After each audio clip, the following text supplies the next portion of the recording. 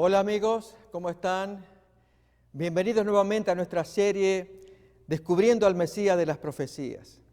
Queremos agradecer que estén allí acompañándonos, escuchando exposiciones de la Palabra de Dios en presentaciones que comentamos. Se trata de ver en las profecías del Antiguo Testamento, en promesas que Dios dejó allí en textos sagrados del Antiguo Testamento, ver cumplimientos asombrosos en los hechos, en la vida, en las acciones, en las enseñanzas de Jesús el Nazareno. Cuando Jesús hablaba con la mujer samaritana, tema que estudiamos ya, una expresión dulce que él dijo es: si supieras el don de Dios y quién es el que te está pidiendo el agua, en el diálogo que tenía, si supieras el don de Dios, si tú lo conocieras. Jesús define entonces que la presencia de Él es un regalo de parte de Dios. En el tema que estudiaremos hoy, luz de las naciones. Realmente vamos a comprobar que Jesús es un regalo de Dios. Y queremos con esto, a ustedes amigos, decirles que es tan bonito acercarse y aprender y escuchar, y cuanto más aceptar este regalo, por la forma en cómo el regalo se presenta. Vamos pues entonces al estudio de la profecía en sí. Esto es Isaías capítulo 42. Allí se nos habla, se nos describen los trazos de la aparición de este regalo de Dios a la humanidad, y miraremos luego el cumplimiento en una acción tremenda, asombrosa, de cómo fue un regalo para la gente que estuvo allí presenciando el evento de Jesús. Vamos entonces a Isaías capítulo 42, desde el versículo 1 en adelante. Leemos lo siguiente: He aquí mi siervo, yo lo sostendré, mi escogido en quien mi alma tiene contentamiento. He puesto sobre él mi espíritu, él traerá justicia a las naciones. El versículo 2 dice: no gritará, ni alzará su voz, ni la hará oír en las calles. Ahora el 3, no quebrará la caña cascada, que está raspada, casi rajada, ni apagará el pábilo o vela que humeare. Por medio de la verdad traerá justicia. No se cansará ni desmayará hasta que establezca en la tierra justicia, y las costas esperarán su ley. Así dice Dios, Jehová, creador de los cielos y el que los despliega, el que extiende la tierra y sus productos, el que da aliento al pueblo que mora sobre ella, y espíritu a los que por ella andan. Y notemos el mensaje que va a decir ahora. Así habla el Señor, que es el creador de todas las cosas, dice así: yo, Jehová, te he llamado en justicia, y te sostendré por la mano. Te guardaré y te pondré por pacto al pueblo. Notemos ahora, te pondré por luz de las naciones, que es el título del tema de hoy. Tú vas a ser luz de las naciones, ¿para qué? Último versículo ahora: para que abras los ojos de los ciegos, para que saques de la cárcel a aquellos que están presos, y de casas de prisión a los que moran en las tinieblas. Lógicamente, allí Jesús está hablando de una obra espiritual también, además de física. Él hará que brille luz en los ojos de ciegos, tanto en la faz física como en la faz espiritual. Para ello vamos a mirar una historia, pero antes de adentrarnos en la historia, quiero decirles que para leer y estudiar el Nuevo Testamento, siempre es bueno recordar que es un texto que data del primer siglo de la era cristiana. Por lo tanto, hay un salto de 20 siglos a la fecha. Salto en el que es importante recordar costumbres que los judíos tenían en sus días, prácticas, reglas, prescripciones que en algunos casos se inventaron ellos, y Jesús se tuvo que mover en medio de ello, con el propósito de ser luz, de abrir la puerta de la cárcel, leíamos recién también en el texto de la profecía. En este caso se va a mostrar tan amoroso, pero también implica revelación de la forma en cómo Dios se comporta ante una desgracia. Vamos pues entonces al tema. Esto es Juan capítulo 9. Abrimos el Evangelio de Juan, ahí miraremos a Jesús como luz, no solamente de la gente que le rodeó, particularmente del individuo que fue beneficiado por la obra de este que produce luz, sino que hasta el día de hoy es luz de las naciones, porque el mensaje que trae arroja luz para nuestra vida espiritual. Miremos entonces en Juan capítulo 9, desde el versículo 1, lo siguiente. Al pasar Jesús vio a un hombre ciego de nacimiento. Recordemos que nuestro tema es luz de las naciones y particularmente, porque esto va a quedar presente en todo el texto, cuando en el versículo 7 dice, para que abras los ojos de los ciegos, para que saques de la cárcel a los que están presos. Así que vamos a ver que aquí hay presos, tanto físicos como morales. Físicos, aquellos que no pueden ver físicamente, pero cuánto peor es una cárcel moral que se va a describir en este estudio también. Bien, Jesús entonces ve a un ciego de nacimiento. ¿Qué ocurre? Y le preguntaron sus discípulos diciendo, Rabí o maestro, ¿quién pecó? ¿Este o sus padres para que haya nacido ciego? En otras palabras, es evidente que hay pecado. Lo que no queda claro es quién pecó. ¿Saben? Este hombre sufría múltiples desgracias. No solamente la ceguera, sufrir la pobreza que ello entrañaba, el hombre mendigaba también, sino por encima de ello, la acusación de que había pecado de por medio, ya sea de este que había nacido pecaminoso. Lógicamente, en un pensamiento sensato no se nos ocurre creer que este bebé que naciera había cometido pecado por lo cual nacía ciego. O los padres. Y acusar a alguien en medio de una desgracia, de ser los culpables de las desgracias, que por el pecado de ustedes ya es demasiado peso para soportar. Bien, los discípulos que responden a las creencias de aquellos días, de que a desgracia producida, pues era signo de pecado. Y una idea particular judía es que aquellas personas que vivían en prosperidad significaba que Dios les anticipaba en la tierra parte del regalo del cielo que les iba a otorgar. De allí el asombro de los discípulos cuando Jesús dijo que un rico difícilmente entraría en el reino de los cielos. Y los discípulos contestan, pero entonces ¿quién va a ser salvo si los ricos no se salvan? ¿Cómo es eso? Es la creencia judía de que el rico lo era porque Dios le estaba premiando por adelantado, dándole un pedazo de cielo, del gran cielo que le iba a tocar. Y lo inverso, el desgraciado, el pobre, el enfermo, estaba sufriendo parte del castigo, parte del fuego de castigo que iba a recibir, cuanto más a su muerte. Por lo tanto, tenía que ya desde ahora saborear ese castigo. Por lo tanto, estaba en pecado. Si era rico, pues no lo estaba porque estaba recibiendo un cielo. Notemos, esto aparece en la parábola del rico y Lázaro. En algún momento lo vamos a estudiar también. Pero nos anticipamos a esta idea tan extraña, tan rara, de guiarse por las apariencias para definir la idoneidad moral de alguien. Si está ciego, hay pecado. Lo que no queda claro es quién pecó, este o sus padres. Miremos entonces cómo continúa el diálogo de Jesús con sus amigos.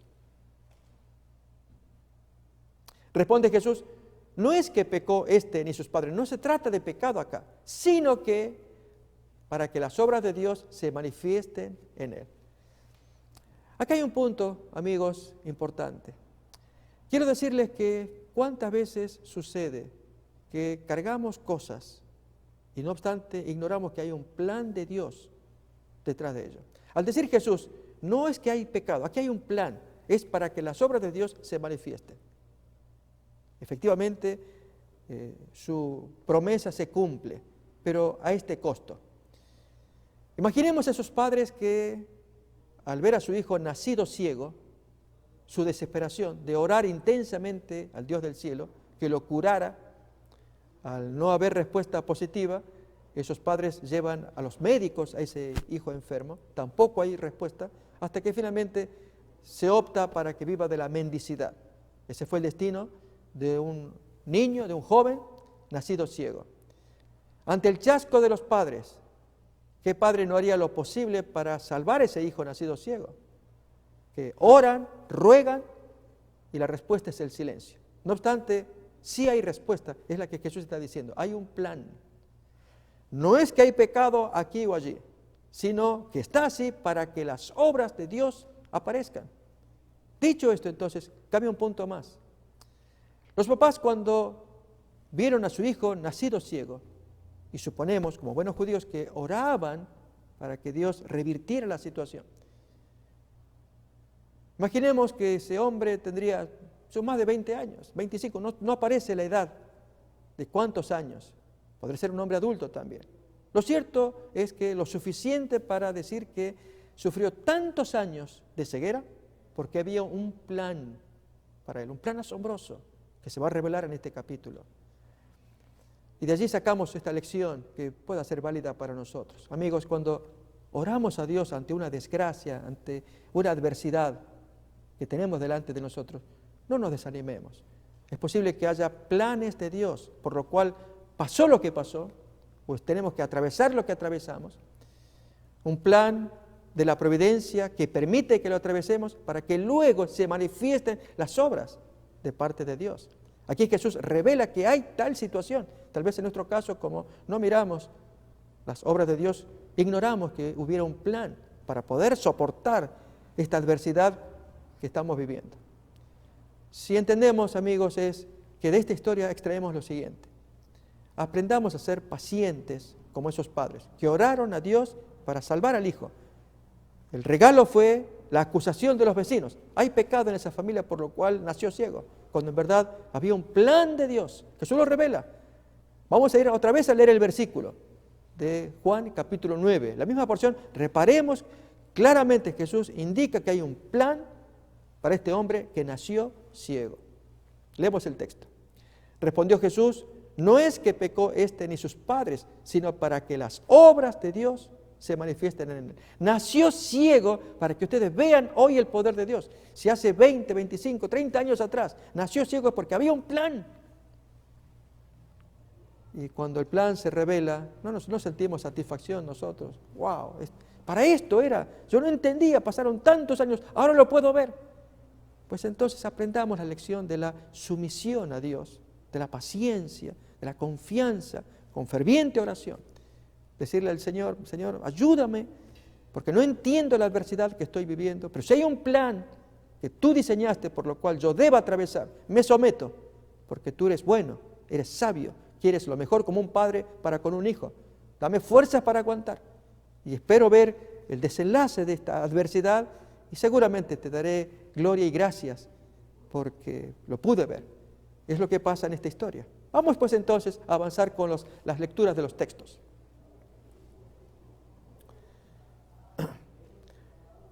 Continúa Jesús, versículo 4. Me es necesario hacer las obras del que me envió, entre tanto que el día dura. La noche viene cuando nadie puede trabajar. Entre tanto que estoy en el mundo, luz soy del mundo. Acordémonos que la profecía decía luz de las naciones. Así que Él va a revelar que es luz. Dicho esto, escupió en tierra e hizo lodo con la saliva y untó con el lodo los ojos del ciego. Y aquí nos detenemos un momento. Esta parte de la historia es significativa porque Jesús hace acciones que perturban, molestan y aún ofenden a los judíos. Al tratarse de un día sagrado, como es el sábado, había normas que cumplir y Jesús aparentemente las viola al escupir en sábado. Ya estudiaremos en otro momento las razones de por qué Jesús hace lo que hace en sábado. Apenas nos adelantamos a decir que eran tan numerosas las prácticas judías que habían agregado a las leyes de Dios en el afán de mantenerse ellos puros, practicantes, y que estas leyes creadas por los hombres hacían que se sintieran mejor al cumplir algún mandamiento de Dios. Esto lo muestra Marcos 7. En el caso del sábado en particular había muchísimas leyes absolutamente absurdas creadas por los judíos. Y Jesús las desafía y una de ellas tiene que ver con los escupitajos en sábado. Esto se basa en un texto que tenemos aquí, lo podemos mirar en pantalla, que es la Mishnah. Reitero, este tema lo vamos a mirar con detalle más adelante, pero este es el manual judío actualmente tan sagrado como la Biblia. Se le llama, si la tradición, la Biblia escrita, esto es la Torá escrita, es la Biblia. Esta va a ser la Torá oral, la Biblia oral, la Mishnah. Parte, porque hay más material de leyes judías. Esta es quizás sea la más importante, la Mishnah. Ahí aparecen las prácticas acerca de amasar en sábado, que es lo que Jesús hace. Además de escupir, amasa barro. Estaba prohibido hacerlo. Vamos entonces, retomamos la historia.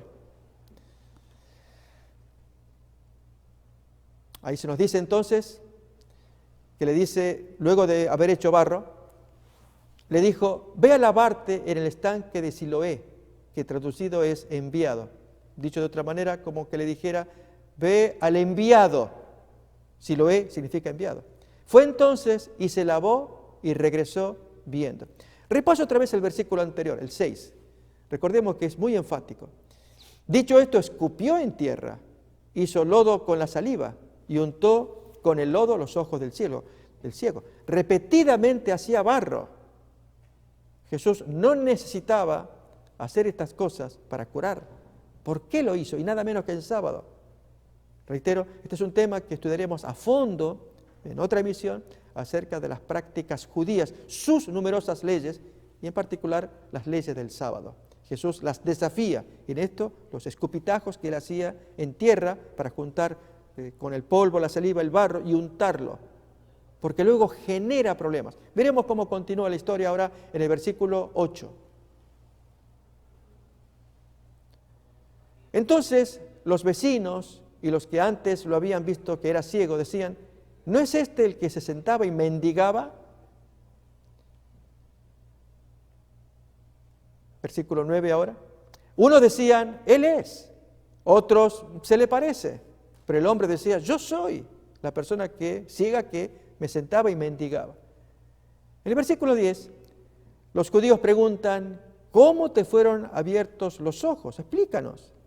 A lo que él responde, aquel hombre que se llama Jesús, recordemos al cual nunca vio, esto formaba parte de la historia también, Jesús se le revela al final de ese capítulo, y él lo puede ver físicamente, apenas hubo oído el timbre de la voz, escuchar su mensaje y sentir el tacto de los dedos cuando le ponía barro en los ojos. Aquel hombre que se llama Jesús hizo lodo, me untó los ojos y me dijo, ve al Siloé, al estanque, al enviado, llamado así, y lávate. Y fui y me lavé y recibí la vista. Hasta ahí parece una historia preciosa de curación. Pero recordemos, el tema es luz de las naciones. ¿Qué hizo Jesús? ¿Por qué tuvo que actuar de la forma como lo hizo? Haciendo barro para curar a la persona. Nos lo va a decir ya a continuación desde los versículos que siguen. El gran conflicto que se desató ese sábado entre los judíos. Miremos. Entonces le dijeron, ¿dónde está él? No sé, responde el ex ciego. Llevaron ante los fariseos al que había sido ciego en medio de la agitación de la gente común, porque sabía que había algo extraño, esa actividad prohibida en sábado. Entonces llevan ante los fariseos y allí intervienen los sabios de aquel tiempo. Era día de reposo o sábado cuando Jesús había hecho el lodo y le había abierto los ojos. Volvieron pues a preguntarle también los fariseos cómo había recibido la vista. El ex ciego les dice, les cuenta la historia, que para él era natural. Me puso barro sobre los ojos y me lavé y yo veo. Entonces algunos de los fariseos decían, ese hombre no procede de Dios porque no guarda el sábado. Y aquí, amigos, queremos hablar de un tema que será de interés y especialmente para las siguientes emisiones. Es la confusión que el argumento de los fariseos genera sobre la persona del Mesías. El Mesías sabe lo que hace, primeramente cumple la profecía de Isaías 42, versículos 6-7 que ya miramos, luz de las naciones para que abra los ojos de los ciegos, lo está cumpliendo, pero a un costo elevado, y es que lo acusen de infractor de la ley. El nazareno está haciendo algo que está supuestamente prohibido por Dios. Y aquí ha inducido a muchos a creer que, en tiempos modernos, creen que Jesús realmente es infractor. Él violó el sábado y está muy lejos de la verdad. Porque Jesús viola así las leyes rabínicas que adornaban el sábado. Entre esas leyes, los judíos no podían mirar en sábado, mirar un espejo. No podían en sábado tomar el huevo puesto por la gallina en sábado. Parece ridículo, irrisorio, pero eran las creencias judías, como que la gallina hubiera cometido falta al depositar su huevo en sábado. El judío pues le estaba prohibido tomar ese huevo. Aparentemente estaría contaminado. Hasta el día de hoy hay situaciones con el mundo judío también en cuanto a la práctica del sábado. El sábado no se puede prender ni apagar tampoco. Se contratan personas gentiles para que lo puedan hacer, ya que a ellos no les cabe la obligación de la ley. Es un tema muy serio y que vale la pena conocer a fondo para entender la curación de Jesús, para entender el comportamiento, en este caso, de haber hecho en sábado algo que era innecesario, de escupir en tierra. Si él con los dedos, cuántas curaciones no hizo sin acciones adicionales, pero lo hizo porque quería arrojar luz, ser luz, no solamente para el ciego que lo va a curar, ser luz para los vecinos que van a presenciar, algunos de los cuales son ganados al milagro, creen en Jesús como el Mesías, otros no, y especialmente en la parte final de la historia se ve la actitud de los sabios que con el rechazo a este que produce luz, ellos no salen de la prisión moral en la que están en plenas tinieblas, pero eso lo miraremos en el texto. Sigamos leyendo entonces. Estamos en Juan capítulo 9. Entonces algunos de los fariseos decían, ese hombre no procede de Dios porque no guarda el sábado. Es decir, no guarda el sábado rabínico, si lo pudiéramos decir de esa manera. No guarda la manera rabínica de observar el sábado. Otros decían, ¿cómo puede un hombre pecador, como ustedes están diciendo, hacer semejantes cosas? Estas señales, ¿un pecador las puede hacer? Y había disensión entre ellos, no se ponían de acuerdo. En un sentido, Dios estaba cumpliendo su plan de arrojar luz. Y entre ellos veían una situación que no podían arreglar. Que si él no guarda el sábado, ¿cómo puede permitirse el lujo de violar el sábado y salir impune? Y estos otros, al ver que Jesús hizo la señal, daría la prueba de que no es un pecador, por la señal que hizo, ya que un pecador no puede hacer estas cosas. Enhorabuena que a veces aparezcan disensiones, diferencias, para que busquemos más verdad. En este caso Jesús sabe lo que ha hecho. Acordémonos lo que escuchamos al principio. No está ciego, no hay pecado ni que él, niño, o los padres. No, hay un plan, Jesús dijo, sino que está así para que las obras de Dios se manifiesten. Y esas obras de Dios, vamos a ver, es no solamente la curación del hombre, es parte de la obra de Dios. Hay otra parte más que le sigue, es arrojar luz al resto de la gente acerca de la conducta que estaban llevando, de oposición al Cristo, y la luz que Jesús irradia, porque es la luz del mundo. En otras palabras, o creeremos a lo que dijo e hizo el Cristo, o aceptaremos la opinión de los rabinos que lo acusan de pecador, de una persona que trae oprobio a la nación. En fin, estos son los temas que trata el texto, para entender entonces que si es luz de las naciones y que va a abrir los ojos del ciego, también quiere sacar a los presos de la cárcel de ceguera, lo cual finalmente en este capítulo se ve que no pudo lograrlo con los tenaces opositores del Cristo, esto es, los fariseos. Pero miremos entonces más análisis del texto.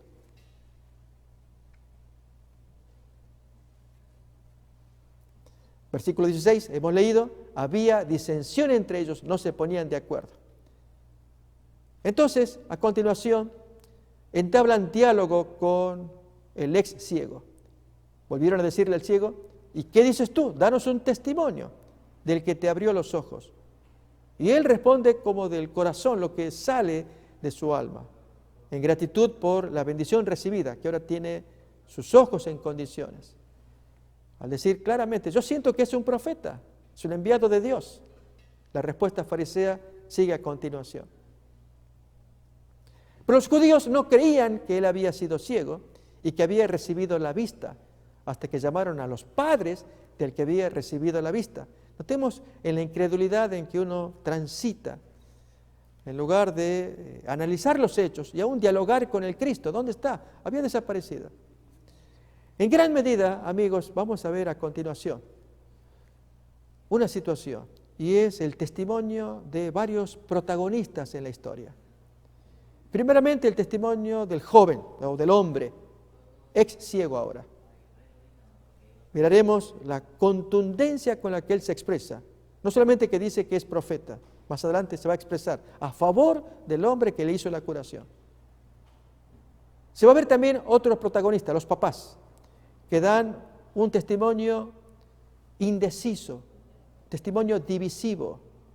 Ellos que deberían estar con tanto gozo por la recuperación de un hijo. Sin embargo, al tratarse de este Señor, el Cristo, que hacía milagros, enseñanzas, a contrapelo de las creencias populares fariseas,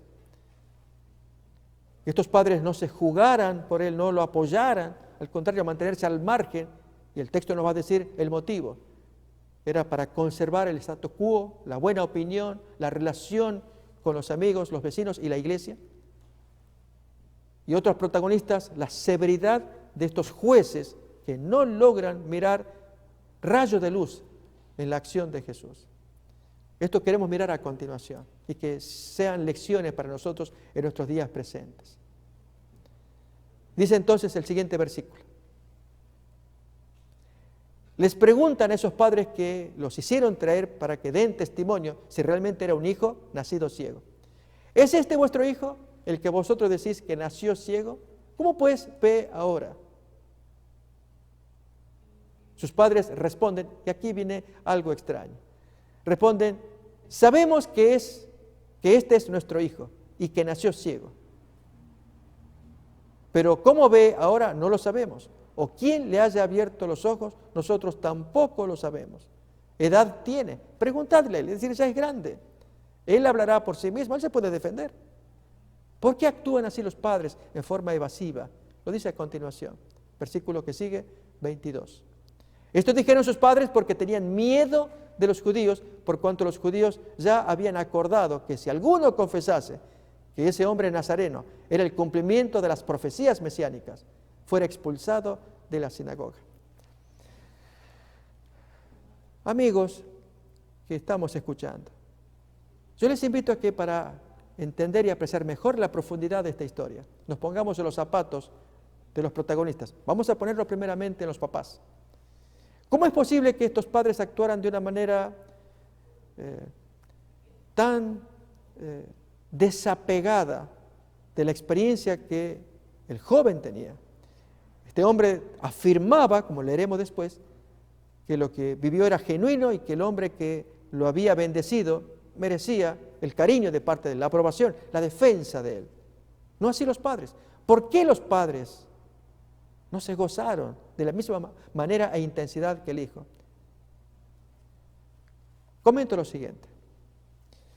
Si esos padres, al tener ese hijo recién nacido, que nació ciego, hicieron lo posible para su recuperación, además de las oraciones, plegarias elevadas al cielo, también la visita a médicos, a los médicos de aquel tiempo, para que a través de sus hierbas o actividades necesarias para que el niño recuperara la vista, todo fue infructuoso.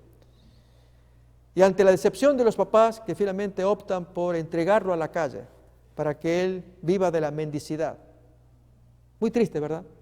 Ahora bien, esos padres, ¿cómo debieron haberse comportado al ver a ese hijo recuperado? Nos imaginamos la escena, que el hombre acostumbrado a andar en la calle mendigando, ahora se aparezca en casa, tocando la puerta o entrando allí y mirando por primera vez el rostro de su amada madre, el rostro adusto del padre. ¿Qué representa ello? ¿No es gozo para ese muchacho? Pongámonos en los zapatos. ¿No es gozo para los padres? Hijo, ¿qué es lo que pasó? ¿Qué es esto? Pues puedo ver. Y los padres que preguntan, ¿pero qué pasó? El joven que cuenta, hay un hombre que me puso barro en los ojos, me dijo que fuera al estanque, que me lavara, me lavé, regresé, veo. Pregunto, y especialmente a quienes somos papás, ¿qué haríamos nosotros con médico tal? No lo buscaríamos para, no solamente agradecerle, si pudiéramos pagarle el servicio recibido. ¿Qué haríamos? Lógicamente, esos padres estaban felices por la curación recibida del hijo, agradecidos al doctor que los curó, Jesús, el Mesías, el Nazareno. Sin embargo, aquí, en la respuesta que ellos dan ante los severos fariseos que preguntan, ¿qué testimonio dan ustedes de este hijo? Que ustedes dicen que nació ciego. Y ellos testifican, es nuestro hijo y nació ciego, pero ¿cómo ve? No sabemos. ¿Y quién le abrió los ojos? Tampoco. Ya es grande, pregúntele, nos acordamos. Y pero el texto aclara después. Esto decían por el miedo, el temor de confesar que si alguno decía que ese nazareno era el cumplimiento de las profecías, lo echaban de la iglesia. El amor al mundo, el amor al aplauso, el amor a la aprobación. Muchas veces algunos de nosotros nos comportamos de esa manera. Hasta sacrificamos valores morales. Cuando la conciencia nos dice, hazlo de esta manera, persevera, hazlo así. Pero para llevarnos bien con el medio ambiente. En el caso de estos padres, querían llevarse bien con su iglesia, la sinagoga. No ser echados de ella. ¿A dónde irían si ya estaban prohibidos? En esa sinagoga o en cualquier otra. Por el error, la falta de haber dicho en público que ese nazareno, ese caminante y curador, que seguramente era un brujo, dijeran que ese fuera el Cristo. Acordémonos que así es como se expresan los fariseos. En Marcos 3 aparece ese hecho de decir que las obras de Jesús eran obras hechas por el diablo.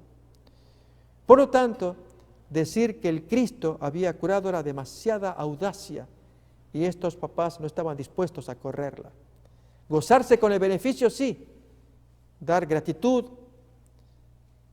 tributo al originador de la bendición, no estaban en condiciones. Muy triste porque refleja la situación de muchos de nosotros, que podemos recibir bendición y gozarnos con ella, pero reconocer al dador de la bendición, darle gratitud con ello, y más si esto implica que es Dios. Si nuestras creencias, faltas de fe, impiden que nos agradezcamos a Dios, en algunos casos incredulidad o ideas ateas, en fin, hacen que hay personas que sean difíciles de acercarse allí y decirle a Dios, gracias por esto que acabo de recibir, te lo quiero agradecer, no estamos muy asociados contigo, suelo no hablarte mucho, pero ahora no puedo menos, no lo puedo evitar, decirte gracias. ¿No podríamos hacerlo? Los papás no estaban dispuestos a hacerlo. Pero vamos a la historia otra vez. Ahora los papás ya dieron un testimonio evasivo, ya miraremos por qué. Ahora le toca el turno al hijo de dar testimonio nuevamente. Ahí viene la pregunta a continuación que el Sanedrín, los fariseos, el cuerpo directivo religioso le hace a este hombre para hallar una explicación a la curación recibida.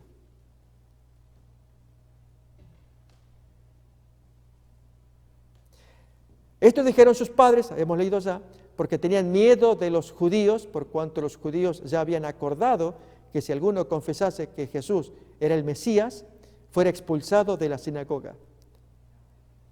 Por esto dijeron sus padres, ¿edad tiene? Preguntadle a él. Y ahora la carga va hacia el ex ciego. Entonces volvieron a llamar al hombre que había sido ciego. Le dijeron, mira, da gloria a Dios. Agradece lo que estamos haciendo por ti, te estamos librando de alguien perjudicial. Da gloria a Dios, nosotros sabemos que ese hombre es un pecador. Ya lo certificamos. ¿Por qué? Porque había violado una práctica rabínica. Déjenme, amigos, comentar, este es un hecho muy importante, la acusación que hacen estos fariseos contra Jesús. Voy a invitar a que abramos un texto, no lo podemos evitar, de ver la abundancia de prescripciones inventadas por el hombre, que los judíos habían hecho, con lo cual pretendían agradar a Dios, cumpliendo cosas que Dios nunca había pedido. Para ello abrimos el texto de Marcos capítulo 7. Ahí miraremos un ejemplo de inventos humanos. Entre ellos había uno que vamos a describir en un momento más sobre cuando hay líquido, en el caso de Jesús, que escupe para que se haga húmedo y hacer masa con ello. Estaba prohibido hacerlo en sábado. Pero vamos a Marcos 7 para tener un panorama, una idea de la abundancia de prescripciones inventadas por los judíos para buscar estar en paz con Dios. Leemos desde el primer versículo, Marcos 7, 1 en adelante. Se juntaron a Jesús los fariseos y algunos de los escribas que habían venido de Jerusalén. los cuales viendo a algunos de los discípulos de Jesús comer pan con manos inmundas, esto es, no lavadas, los condenaban. Aquí el versículo no habla de higiene, sino de una práctica judía del primer siglo que consistía en que la persona que se disponía a comer debía tener allí en su casa preparada ya una media cáscara de huevo, dentro de la cual se echaba líquido, agua. Tomar la media cáscara, volcarla en el cuenco de la mano, elevarla para que se derrame, moje la muñeca, pero no llegue al codo. Al juntar las manos, el individuo quedaba habilitado para comer la comida que se servía. Una práctica que había que hacerlo. Este es un rito creado por el hombre. No es higiene. Lógicamente, cuando se nos invita a comer y se nos dice, ¿te lavaste las manos? Aceptamos. Pero aquí no se trata de eso, porque lo va a decir a continuación. Seguimos leyendo entonces los siguientes versículos de Marcos 7.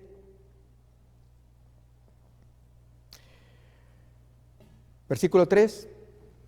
Porque los fariseos y todos los judíos, aferrándose a la tradición de los ancianos, si muchas veces no se lavan las manos, no comen. Y volviendo de la plaza, si no se lavan, no comen. Y otras muchas cosas hay que tomaron para guardar, como los lavamientos de los vasos de beber. La palabra original griega allí es lustración, es inmersión. Había que sumergir, bautizar los vasos de beber, los jarros, los utensilios de metal, los lechos. Esto muestra entonces que los judíos tenían estas prácticas de sumergir para que se habilitara una comida. Nos imaginamos, amigos, que si se nos invitara a comer de esta comunidad, y entonces, o los invitamos nosotros a ellos, y ellos preguntaran, ¿ustedes ya bautizaron los vasos, los cubiertos? ¿Bautizar? Sí, sumergirlos. No, entonces, perdón, no puedo comer. Esto es lo que nos está revelando este texto de Marcos capítulo 7, versículo 4. Leamos el 5 ahora, cómo Jesús se ofende, porque le hicieron la pregunta, ¿cómo tus discípulos no andan conforme a la tradición de los ancianos, sino que comen pan sin habérselas lavado? Jesús, pues, severo responde.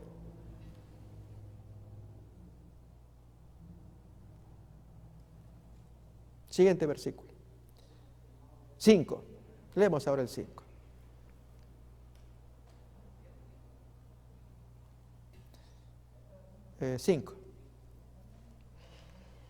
¿Por qué tus discípulos no andan conforme a la tradición de los ancianos, sino que comen pan con manos inmundas? Y responde entonces a esa pregunta acusatoria. Hipócritas, bien profetizó de vosotros Isaías, como está escrito, este pueblo de labios me honra, pero su corazón está lejos de mí. Pues en vano me honran, enseñando como doctrinas, mandamientos o inventos de hombres.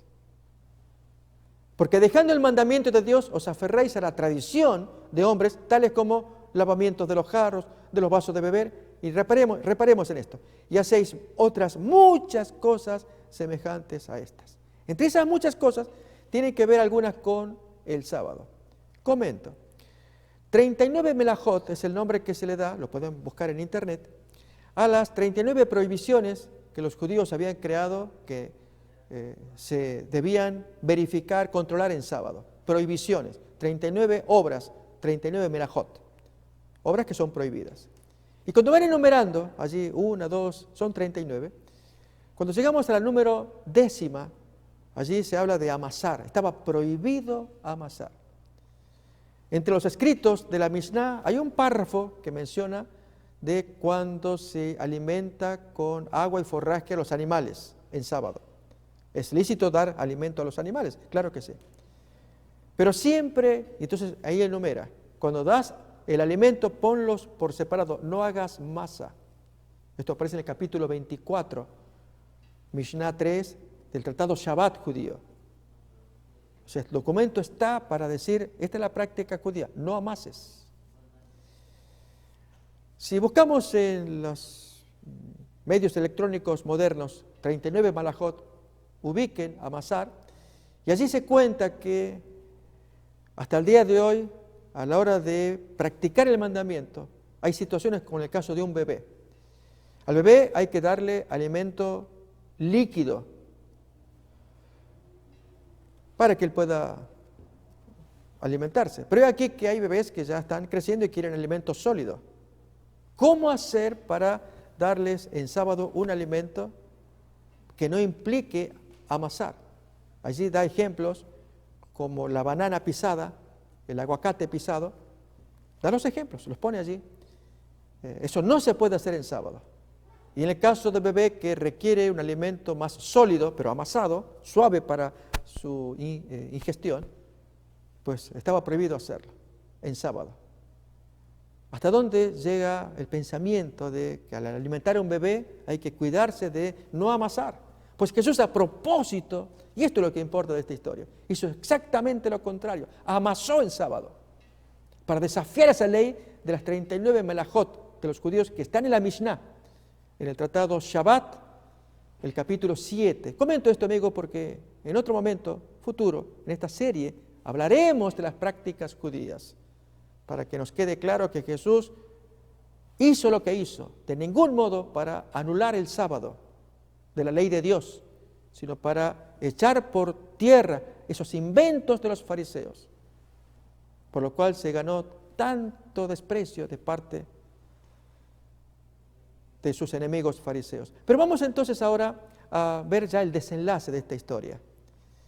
Miremos entonces allí en San Juan 9:25, a la pregunta o el planteo que hacen los fariseos, que le dicen, da gloria a Dios. Sabemos que ese hombre es un pecador.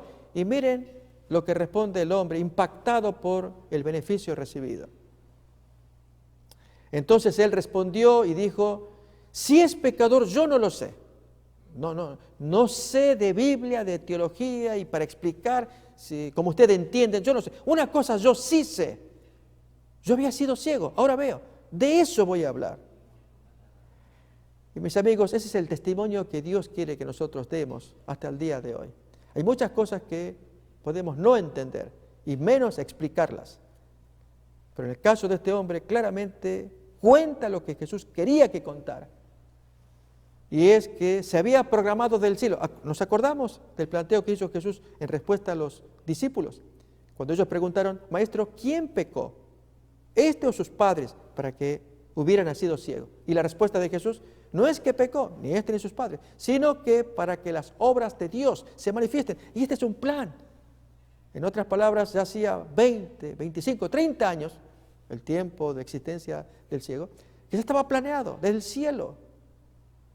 Aún quizás si el hombre era mayor que Jesús, Jesús se encuentra con un caso que había sido visto en el cielo. Tiene que nacer ciego. Ante el asombro de los padres que oraban y hacían esfuerzos para recuperarlo y que el niño nacido se sanara. Pero el plan de Dios corre, a pesar del sufrimiento nuestro, que duele a veces vivirlo, atravesarlo, pero el plan de Dios era, este hombre debe permanecer allí ciego, porque en algún momento de la historia Jesús, el Cristo, se aparecerá, hará lo que tiene que hacer el Cristo en cumplimiento de la profecía, y ahí se verá la respuesta del hombre, y esto es lo que queremos examinar. Miremos entonces la tremenda respuesta que da este hombre en contraste de la de sus padres, y veremos la razón de la diferencia. Dice entonces en el versículo 26 ahora de Juan, capítulo 9, le volvieron a decir, ¿qué te hizo? O sea, tú dices que ahora ves, pero ¿qué te hizo? ¿Cómo te abrió los ojos? 27. Él le respondió, ya os lo he dicho y no habéis querido oír. ¿Por qué lo queréis oír otra vez? ¿Queréis también vosotros haceros sus discípulos? Casi sonaba como una sorna. Y entonces se molestan esa gente. Versículo 28. Y le injuriaron y dijeron, tú eres su discípulo, pero nosotros, discípulos de Moisés, somos, como que fuera opuesto. Y esto es la ceguera que algunos tienen de que haya oposición entre Moisés y Jesús, y aún hasta el día de hoy. Que si Moisés trajo la ley de Dios, los 10 mandamientos, Jesús trajo otra cosa diferente, que anula la ley. Y con la gracia de Jesús, no, es terrible pensar de esa manera, tema que estudiaremos oportunamente también, para ver que Jesús toma la ley de Moisés y la pone en su lugar como Dios quiso que fuera. Y todo aquello que era basura como las tradiciones humanas, las tira por el suelo, como este invento de que no se podía amasar en sábado, o no se puede comer un huevo que la gallina pone en sábado, o mirar un espejo en sábado, no se podía escupir la tierra porque la saliva hacía germinar y se hacía trabajar la tierra. ¿Cuántos casos, ejemplos, que vamos a examinar más adelante? Pero miremos entonces el firme testimonio, que es lo que nos importa, en contraste con el evasivo testimonio de los papás.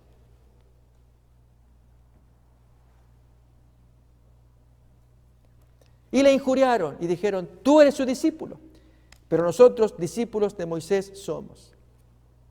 Nosotros sabemos que Dios ha hablado a Moisés, pero respecto a este no sabemos ni de dónde es, cuando Jesús siempre testificó que Moisés era el que había profetizado, escrito. Eso cuentan varios textos de Jesús. Pero esta gente ignorante no ven asociación entre Moisés y Jesús. Versículo 30 ahora nos dice: responde el hombre: pues esto es lo maravilloso, que vosotros no sepáis de dónde es, pero a mí me abrió los ojos. Yo no sé la teología de ustedes, la enseñanza, las doctrinas de ustedes. Ustedes deberían explicar mejor esta situación. A mí me queda muy claro. Yo nací ciego, fui ciego, hoy veo. Versículo 31. Y sabemos que Dios no oye a los pecadores, eso es evidente, obvio. Pero si alguno es temeroso de Dios y hace su voluntad, ahí se le oye y le da bendición. Desde el principio no se ha oído decir que alguno abriese los ojos a uno que nació ciego. Si éste no viniera de Dios, nada podría ser. No es pecador, hace semejante milagro, pero viene de Dios. A lo que responden allí los altos dirigentes de la nación: tú naciste del todo en pecado y nos enseñas a nosotros, y lo expulsaron. ¿Notamos? Hago esta reflexión, mis amigos. ¿A qué se debe la diferencia del firme testimonio del hombre que le valió que lo patearan, lo expulsaran, con el débil testimonio de los papás, que ellos preferían permanecer en la sinagoga negando al individuo, al hombre, al curador que había hecho esta obra, negando al doctor? ¿Cuál era la diferencia? Acá hay una. Un encuentro personal que cada cual tuvo con el Cristo. En el caso del hombre, él habló con él, Jesús habló con él, le sintió palpar los dedos, le dio la orden, aceptó, ese contacto marcó la diferencia. En el caso de los papás, no tuvieron jamás un encuentro. Escucharon la historia de otro, en este caso del hombre, en lugar de creer en la historia. Ellos prefirieron tomar una decisión más fácil, que es protegerse allí entre los amigos, la sociedad, el ambiente en que se movían, para no ser catalogados de, este es otro de los fanáticos, de los seguidores de ese alocado, endemoniado, Cristo el Nazareno. Recuerden que esta expresión aparece en Marcos capítulo 3, cuando dice que por Belcebú hace los milagros que hace. Hoy en nuestros días pasa algo similar. ¿Cuántos de nosotros pretendemos cuidar el honor, que nosotros nos llevemos bien con nuestros amigos, con nuestros prójimos? ¿Cuántos hay que, en aras de llevarnos bien con los demás, hacemos lo que cuenta esta historia? Negar los hechos, en lugar de entregarse allí a los hechos. Bien, esto pasa, es la razón del testimonio evasivo. No tuvieron encuentro con Jesús.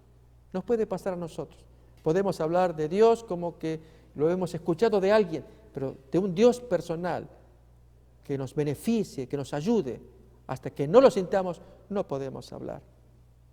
Pero la historia no termina acá. Miremos el desenlace precioso, el encuentro de Jesús tanto con el ex ciego como con los altos dirigentes, con uno en particular.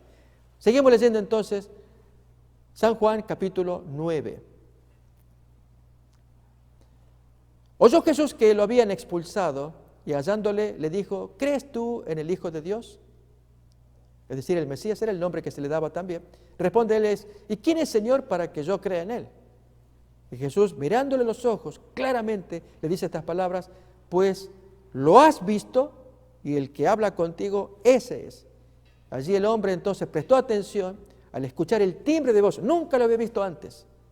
Recordemos, Jesús puso barro y desapareció. Y el hombre, al volver, perdió de vista a su curador, nunca lo pudo identificar, pero el timbre de voz del hombre que le habló cuando estaba ciego y ahora que está sano, inmediatamente lo asoció. Este es el hombre que me curó. ¿Y cuál fue la reacción del hombre? Se arrodilló, dice el texto. Miremos ahí, entonces. Y él dijo, creo, Señor, y lo adoró. Se arrodilló. En eso, Jesús va a pronunciar estas palabras y pasa un fariseo. Escuchemos. Dijo Jesús, para juicio he venido yo a este mundo, para que los que no ven, vean, y los que ven, que dicen ver, sean cegados. Pregunta entonces un fariseo. Entonces algunos de los fariseos que estaban con él al oír esto dicen, ¿acaso nosotros somos ciegos? Veremos la contundente respuesta que hasta el día de hoy resuena. Jesús responde, si fuerais ciegos, no tendríais pecado. Pero el problema de ustedes es otro. Mas ahora porque decís, vemos, vuestro pecado permanece. Es decir, yo puedo ver, no necesito. Mis queridos amigos, ¿logramos captar este mensaje final de Jesús? Si ustedes fueran ciegos, yo podría entender que tienen sus situaciones y se les va a ayudar. No tendrían pecado, no tendrían acusación, culpa. El problema de ustedes es otro. Ustedes dicen que son los religiosos que enseñan sus prácticas. Vemos, podemos enseñar, entendemos, pero al rechazar la fuente de luz, ustedes no entienden nada, están ciegos. Hoy en nuestros días pasa algo similar. Hoy Dios desea revelarse. Acordémonos que Jesús es luz de las naciones, que Él vino para dar vista a los ciegos y luego apertura de la cárcel a aquellos que están ciegos, aprisionados. Y el fariseo siguió adelante en su cárcel, apremiado por su negativa de aceptar la obra de este hombre que atacaba las creencias populares como eran esas prácticas rabínicas inventadas por los hombres. Jesús no pudo revelarse a ellos, pero Él puede revelarse a nosotros. Se puede revelar a usted. La invitación que hacemos con esta serie, Descubriendo al Mesías de las Profecías, es que en cada historia usted vea lecciones, que este mismo Jesús que apareció en la tierra, se aparece hoy, cumpliendo la profecía. Él es el regalo de Dios, le dijo a la samaritana, que va a cumplir lo que allí la profecía decía, lo que Dios tiene en su bondad con nosotros. Y la bondad de Dios es, vengo a ser luz de las naciones, a abrir los ojos del ciego. Y si en nuestro caso sentimos que necesitamos bendición de Dios, acerquémonos, aprovechemos esta bondad de Dios que quiere darse al hombre, darse a usted, darse a mí. Que conozcamos las profecías, que estudiemos sus cumplimientos, recibamos el beneficio, es la mejor decisión que podemos hacer en nuestras vidas. Así, amigos, les hacemos la invitación y quedamos en sintonía hasta la siguiente emisión y gracias otra vez porque nos acompañaron.